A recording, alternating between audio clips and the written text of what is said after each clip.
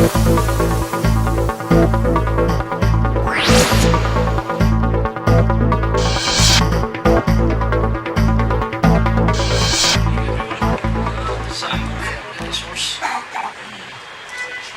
my topic is SQA Empowerment. Let's move on to the next slide. We'll cover what does SQA Empowerment means and trends in Bangladesh and some lessons from these slides. Alright, here is the definition of empowerment. A condition wherever people have the authority to make decisions and take action in their work areas without prior approval. That's a bookish bird. Let's move on to the next slide. Right, this is another definition of empowerment. You have the license to kill, right? I think most of us familiar with this. Another one, President of the United States, the most empowerment one. Alright, let's focus. SQ Empowerment. Alright, SQ Empowerment means authority or power to do what?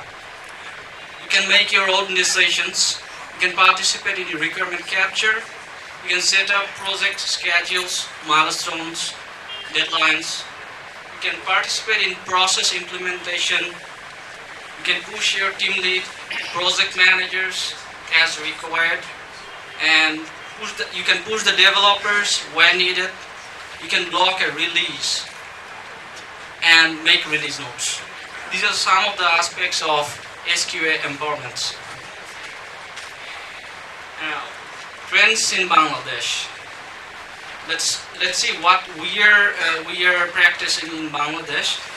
Developers, in a scenario, you have seen that developers are missing milestones, and your client restrict on the delivery deadline. Spend less time on, you end up with the scenario where you spend less time on testing. The end result is less quality product. Okay, you will be in front of the firing squad by the management. That's the end result. Another example, you are a QA lead. You cannot choose or assign QA resources. It's assigned by somebody else, wrong. So you end up with wrong people in wrong place. You will be accused for releasing less quality products. Let's move on to another scenario. A requirement document is necessary. Management would not help enforce. You are told to collect the email, interview the developer, or you should be able to figure out what it's supposed to do. Something like this. So the end result is you are actually powerless. So, you are basically an SQA engineer. But do we practice SQA? No, I don't think so. You are part of one of the stakeholders in the software industry. But does that refers in practice? You test, not you assure quality. That's the trend over here. You cannot force to fix defects. Release notes will be posted ignoring your feedback. Opinion on product design and requirements. Your opinion will not be counted on product design and requirements. You cannot feedback on the developer's process or methodology. Your feedback on tools and technology will be ignored. Process work seen as non-technical and non-value-added stuffs. So, in projects, you've seen that extra efforts or hours will be needed, and QA will do that, not the developers. Okay. These are some of the thoughts from the developers or coder perspective. Testing, that's pretty easy. It doesn't require much time and effort. Let's push them to the critical, to curtail their time, so that the developers to the PM or team lead. Another talk says, do not talk, just watch and see what we are doing. Another development perspective, you audit or review my task, go away, you cannot do it. Leave me alone, let me do my coding. This is another culture. And another thing is, I know my project better. Another attitude in development. So, do you have the power to kill? I don't think so. So you do not have the power to kill, believe me. You do not. So the lesson is, your project will be succeed if and only if you make winners of all the critical stakeholders. And SQA engineers are one of the major critical stakeholders.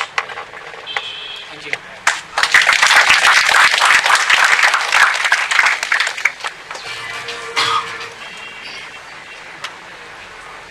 Thank you, Ayman. Great speech. I'm sure there are a lot of people over here who are either going to be disagreeing with you or agreeing with you. So. I agree. Yep. All right. You know, you're in the line of fire now. Yes. I'm expecting a lot of protests from the developers. Yes, please. Go ahead.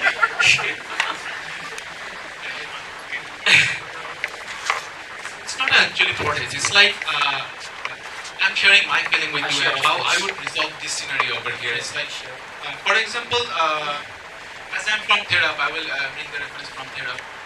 We are not saying like we actually follow 100% Scrum in our developmental environment, but we try to follow Scrum as much as possible because over here what we try to do is like have daily Scrums of cross-cutting functionalities. Like in our daily Scrums, there should be the person who wrote that requirement as why is part of it, and there should be obviously developers and testers and other persons who are like called actually chickens. There is a story of pigs and chickens. I don't know whether most of us over here know about it, but someone who knows, then they will get that over here everybody are chickens. So the tester is also chicken, the developer is also chicken, and like the content writer is also the chicken over here. So if there is a daily scrum between the team, I think that will resolve all these communication gaps that between testers and developers. That's one point. The second point in your slide, I saw the chart between like there is a coding period and there is a testing period. The way we try to do it is like we try to do a integration and development all together. So coding testing is not only limited towards the end of the. Okay, this is just a generic overview. It doesn't fit to any process or something like yes. this. So I'm just trying to give a solution. All right, so that if the developers are developing and there is a continuous integration and continuous internal deployment that the testers can test and during the time frame of the whole project, that will really resolve all the issues and tensions between testing and developers. And I think as a whole, Thank you for your perspective. Anything else? Yeah, I mean, just to add to your points, I mean, you are very right, and empowerment is a very critical factor for the SQA people, because this sort of mindset is there that, yeah, I can manage testing by just hiring few even interns, because people feel that click things actually work, but it doesn't. So, my observation is, you said that testing time is squeezed only in Bangladesh. I think this is not the case. I mean, it's all over the world. I mean, few projects involved even overseas, and also some of the the places outside of Bangladesh. The same mentality. The mindset is global. I mean, that's why we call this profession is really a global profession. There is no sort of localization aspect. I mean, very few, in fact. So I think that, as you rightly say, I mean, this agility is very important here. I mean, if I can say 4 principles like CSFC, like the communication, simplicity, feedback, and courage. I mean, every person is like same equal. The SQA guy will start the project from the very onset, the day from the URS, not after the coding. So he is very essentially part of the thing. So he can comment on everything. It's not really complaining. I also observed there are few teams, even in Bangladesh, from the SQA or quality assurance perspective, they sometimes wait and see, okay, my job is not now, because after the coders are done or the developers are done, then we will start. You see this we-they division. Developers throw something over the wall and they again throw something over the wall. If there is a wall, then nothing can happen actually in productive way. Thank you. Thank you for your feedback.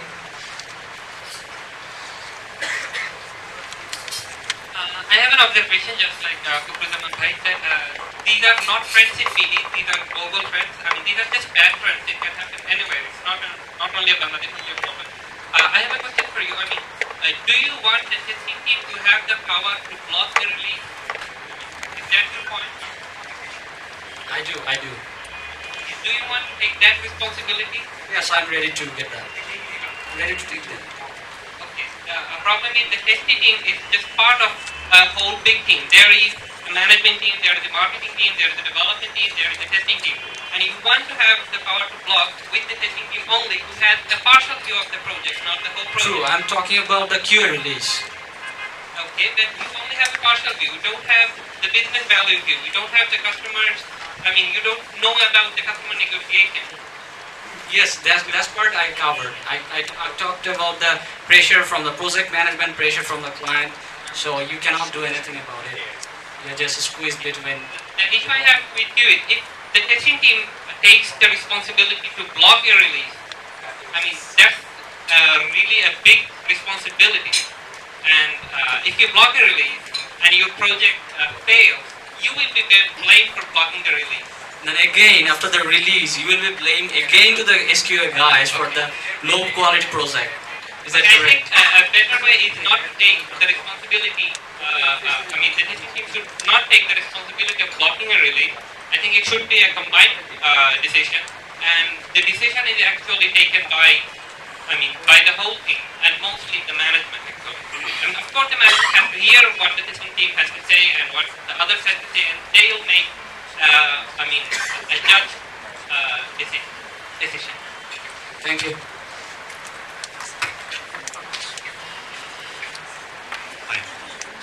Maybe I could have a few views from you on what you expect from the management, because I'm very much part of the squeezers. I started when I was alone in Submarine. I didn't know much about them. I got to know some very good developers. I'm not saying I, not saying we, but I'm representing the project owner, I'm representing the client, I'm representing the finance side, and I want things to happen very fast. And why doesn't it happen? Why doesn't it work? So I don't see all these things, and our developers know me very well that I have gotten the things. So since I really like that license to build thing, what would you really love from management in terms of supporting you and understanding your situation? As I don't know what's the name. Masum, as Masum said, that is the best scenario. If we do it as a team, that would be better, I think. Rather than it's making it one-sided, squeeze the testers or SQA and saying that, okay, you have to do it within this time period, no matter what. These trends should not be in practice. Rather than if we do it in a team, as a team, release it as a team, that would be better, I think.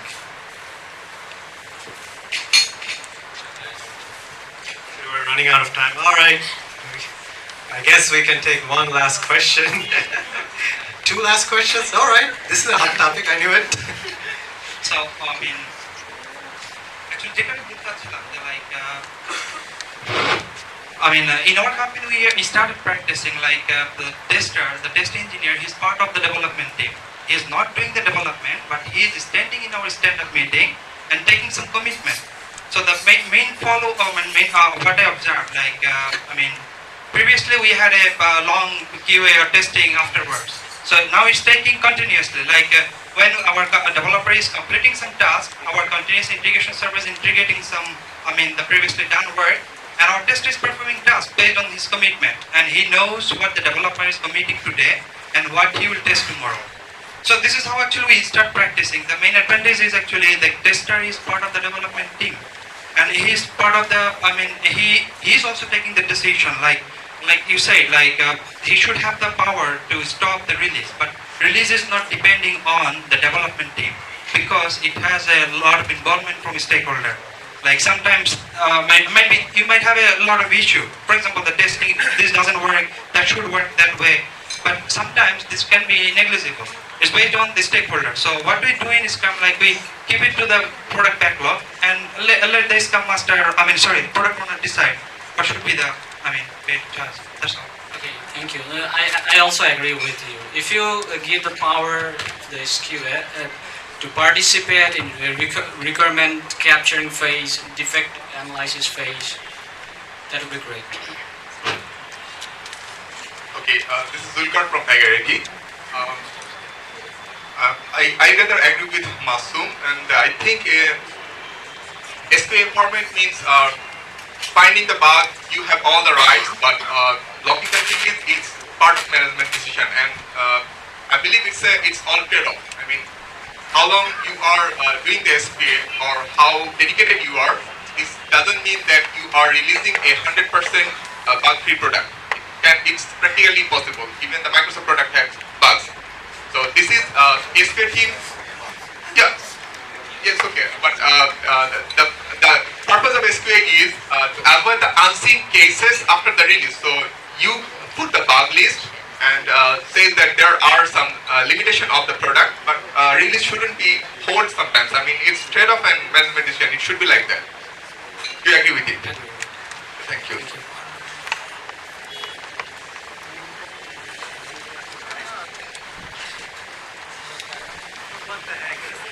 2 minute questions.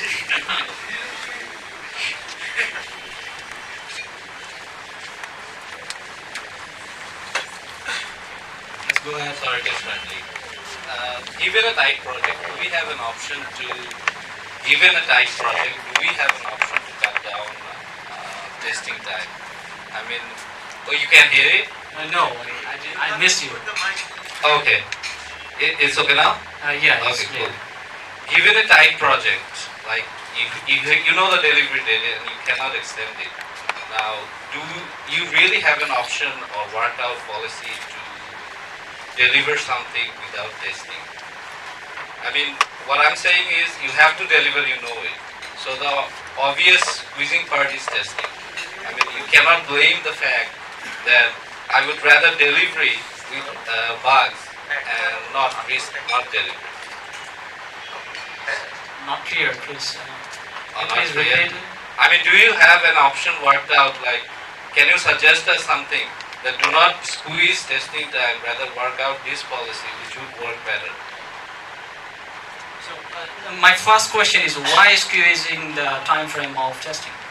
This is the first question. Because you have to deliver. You cannot say, okay, I'll be late because testing is not done. You see the time frame first to starting and end point is same. So beginning and the delivery point are same. Those points are fixed. So you're saying that if it's not tested, you won't deliver it? Well, no, I didn't mean that. What I mean that you spend less time in testing. You have the chances of getting defects are less. So you end up with less quality product. But That's still it. you're That's what- keeping the job by delivering it, right? So, Sorry? So still you are safe on the fact that you deliver something, and that Yes, something that's is better true. than nothing. That's true. That's you are talking like a management guy. Yeah. I often hear this from my No, management. no. What I'm asking you is, do you have better suggestions for us? That look. No. My first question is why squeezing? You have a project schedule. You have the timeline for development. You have the timeline for testing and other stuff, documentation and so on. So why squeezing the time frame of testing? Okay, I get it. Thank you. Okay. Yeah, now I think there is no end to this discussion, but a very quick one, and I'd like to hear from you the importance of a very well fleshed out functional spec and a technical spec in minimizing all these, updates and things. How do you value those specifications at the beginning of the project? The beginning of the project, I know those are not fixed yet. The specs or No, requirements. the merits of having a very well defined functional spec and a technical spec based on that will eventually minimize all these issues happening throughout the project and at the end of the project. Yes. If you want to do that, you have to involve the SQA in every meetings, every phases, as he said. You're from Samorin, but I like. But even if you're not bringing the SQA team at the beginning, You're actually assuring the quality of documentation, assuring the quality of specs, assuring the quality of requirements. So if you want to assuring the quality of the spec requirements, so you have to involve someone from outside, like some maybe high-level designer or let's say SQA you've done guy. that, and my question is, will that kind of make the other things, the other problems happening less? True, that's true. Yeah, that's true. Interesting questions. Very difficult questions for Ayman to answer. What we can do is you can all log into our mailing list. You can find the address of the mailing list at www.sqabd.com. We have a lot of critical issues that are being discussed in the mailing list, issues that are debatable, very debatable, never-ending topics and those kind of issues. So, we can continue these discussions over there. A big hand for Ayman. Thank you.